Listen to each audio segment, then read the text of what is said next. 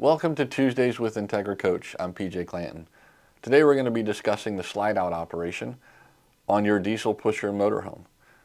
Quite simple. It's a very simple system, but we do want to talk about a few things within that system and some of the things we've done over the years or some of the things we've had. But most importantly, we want to talk about the proper operation and when to operate those slide-outs, how often you should do any maintenance to those or anything. So let's just get right into when is it appropriate to run your slide outs in or out. Now, simple question, when do I run my slide outs?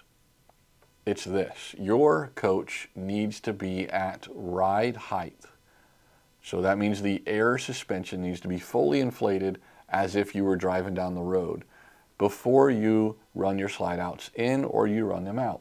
Now, people's going to say, well, that's not how I did it in my old coach, or that's not how I did it in a different brand, or I don't remember doing this when we had travel trailers. You know, this is progressive as we go from travel trailers to diesel pushers to, maybe Class C's and then a diesel pusher. So everyone has a little different process, but I want to explain to you why Entegra Coach, why the diesel pusher product has this stance on operating your slide outs only when you're at ride height. It's very simple.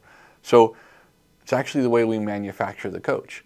When we're putting that slide out together, we're building that slide out kind of in an offline station. We put that thing together, they get that all squared up.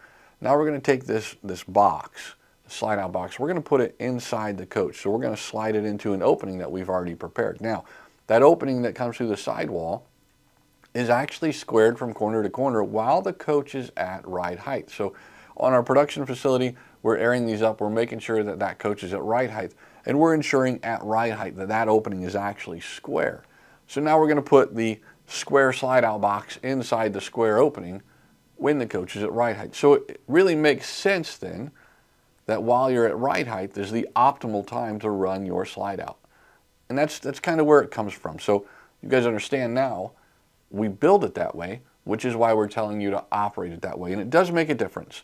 If that opening gets out of square, whether we've got any kind of twist or anything in the coach, or maybe something is shifted a little bit because we're sitting a certain direction, or we've got the jacks down and one jack isn't working, or we're on air ride. And when I say air ride, we've auto leveled on air. That doesn't mean you're at ride height, okay? Ride height is the distance between your suspension on that airbag. So we want to make sure that we're at that ride height. So when we get at ride height, that's when we're going to run our slide outs in and out. That's the proper time to run your slide out, to operate it. That keeps us from having an instance where the opening is out of square and we could rub that trim, the outside trim of your slide out when it's going in or coming out. It could catch on that. The little corner caps we put on there to cover those corners up, that could catch on there, it could tear those off. So we want to avoid doing that. If you are operating your slide outs at ride height, when the coach is at ride height, you should not have that issue.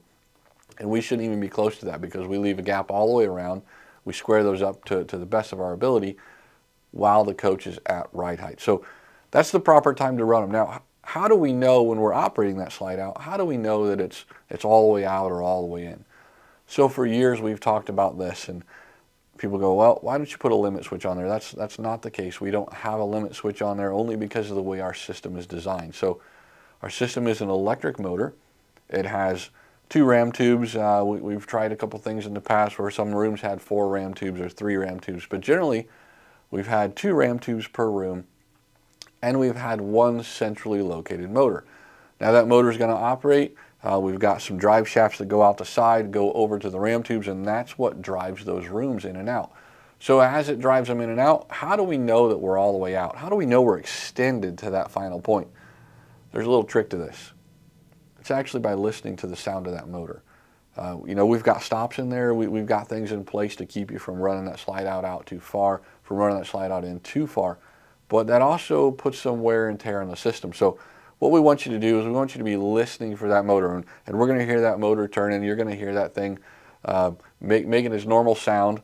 And I say normal sound because every slide out is going to be different, right? Those motors are going to be different. It all depends on how much weight you put on there. If you guys are storing gold bars underneath your sofa, it's going to make a huge difference as to how that motor sounds and how it reacts. So as your room's going out, you're going to hear that motor going. When it gets to the end, you're going to see that the room actually starts to square up, because as the room's going out, usually the top is tilted out just a little bit, and that thing's going to go out, and then it's going to start to square up. So you'll see the bottom start to square up, and just as that thing gets square, you're going to hear that motor start to bog down. So it's going to start to struggle a little bit.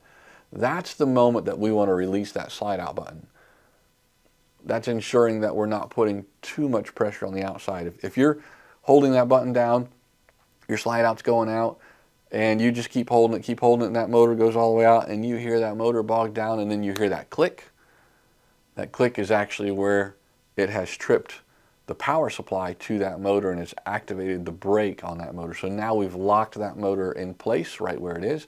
And generally, when we hear that click, we've put too much pressure on our fascia board and on our outside wall and on our slide out stops that we have built into the system. So we want to try to avoid doing that. If you guys get in that situation where you run the slide out too far, you hear that click, you run it in, you hear that click, just give the button a bump and run it out the other direction. Just one tap, just to release that pressure off of your sidewall, off of your stop rod brackets, off of the stop rod itself, and off your fascia board. So it's key that we do that.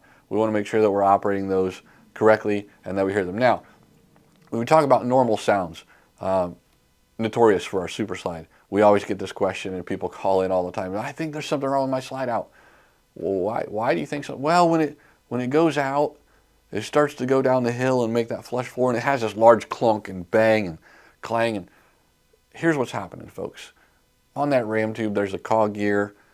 It's got a spline on it, and in the ram tube, it's got a hole drilled every 3/8 of an inch. What's happening is that room, as it's running down that hill and starts to fall down that hill, what's happening is that noise you're hearing, that clunk you're hearing, that very loud clunk, and it kind of has a jerk to it, that is the room falling, but the cog is keeping this motion. That's the torque of our motor, and the room is actually catching the next cog. So nothing to worry about.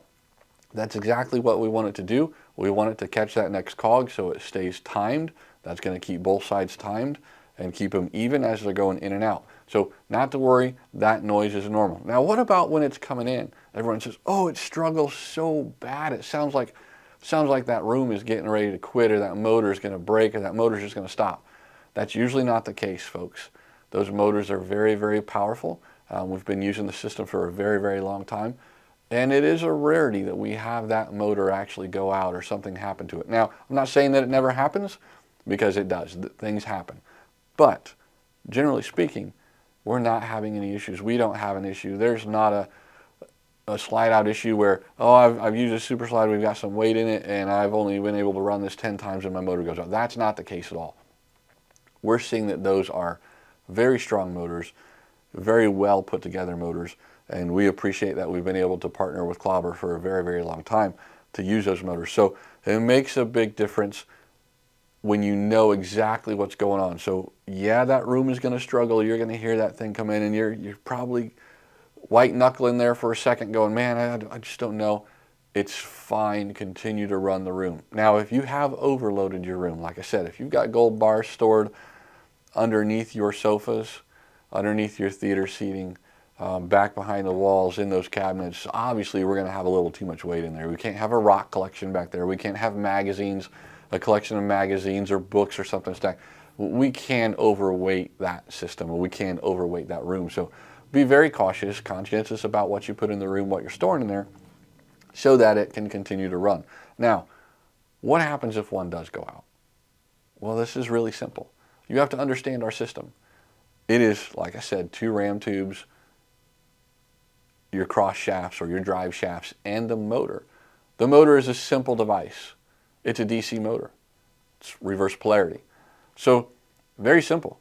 That motor goes out, I can swap it with another motor in my coach. They all have the same footprint. They will operate each other. So we can just swap out a motor, no problem. If we get in a situation where, hey, I don't have another motor to swap out or anything, our system is set up so simple that you can simply remove a couple shear pins and you can physically push our rooms in. Now people are going to say, wait a second, you're telling me that I can push a 3,000-pound slide out up a hill, almost up 6 inches, and I can get that to go in? Yeah, well, you know it's going to take a few people to do that. We've always said to have fun with that. You get in that situation. I know people are not going to be in a good mood if they get in that situation, but let's have fun with it. Get around some people in your campsite. Maybe we have to have a mobile guy come out and help you, but it takes about 6 people. We've experienced this here. We've played around with this here at our facility. It takes about 6, maybe 7 people, and what we can do is we can remove the shear pins on either side of that motor. That allows that room to just have free motion, and we can literally push that room in. It's a very simple system. You can push that slide out in.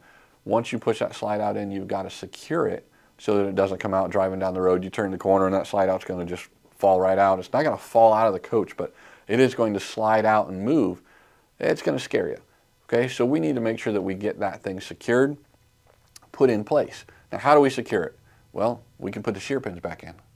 But that doesn't always work, because what if the gear in the motor is actually broken or sheared and that brake is not going to hold it? Well, the next best thing is going to be simply this.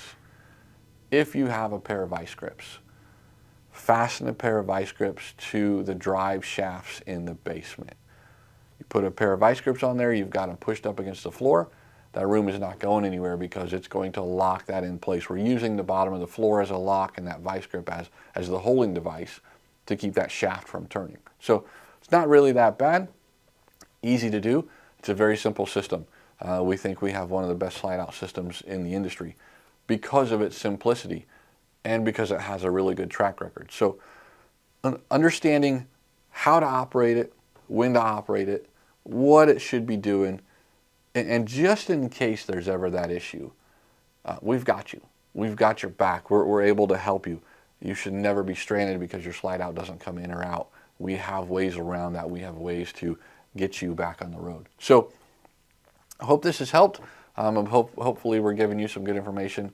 If you've got any comments or anything, let us know, and we'll be sure to get back to you. Thank you again for joining us for Tuesdays with Entegra Coach. We'll see you next time.